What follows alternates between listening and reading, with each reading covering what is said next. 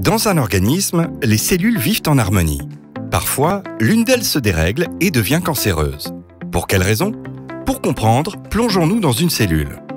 Le cœur du réacteur est le noyau où est stocké dans les chromosomes l'ADN. Il contient tous les gènes qui sont autant de recettes pour fabriquer les protéines dont la cellule a besoin pour vivre et assurer son rôle dans l'organisme. Ces protéines sont fabriquées grâce à des copies temporaires de gènes, les ARN, c'est l'expression des gènes. Le cancer survient lorsque cette mécanique se grippe. À cause de facteurs externes, tabac, virus ou de modifications aléatoires, mutations, les gènes d'une cellule ainsi que leur expression sont modifiés. Elle se développe alors en dehors de tout contrôle, devient immortelle et forme une tumeur. Tous les organes ou presque peuvent être touchés. Parfois, une cellule se détache de la tumeur et va s'implanter plus loin pour donner naissance à des métastases.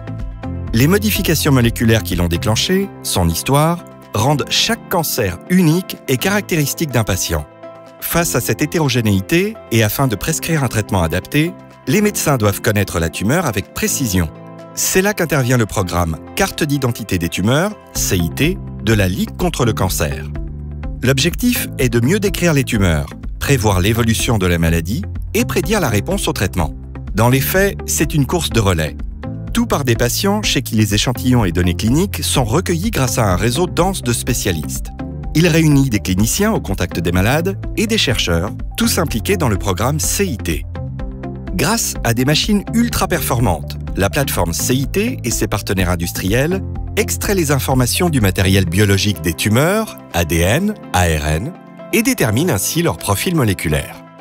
Ces données sont analysées par les bioinformaticiens du programme afin d'identifier les gènes mutés, ceux qui produisent des ARN de façon incontrôlée.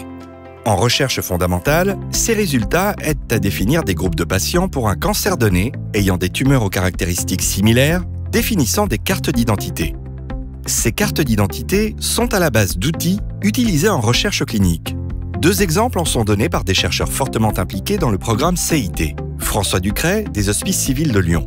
Pour une catégorie de tumeurs du cerveau, on sait désormais distinguer celles agressives de celles qui le sont moins. L'intérêt est, dans le deuxième cas, de poser un meilleur pronostic et de proposer des traitements moins intensifs et toxiques. Pierre-Laurent Puig, directeur scientifique du Cancéropole Île-de-France.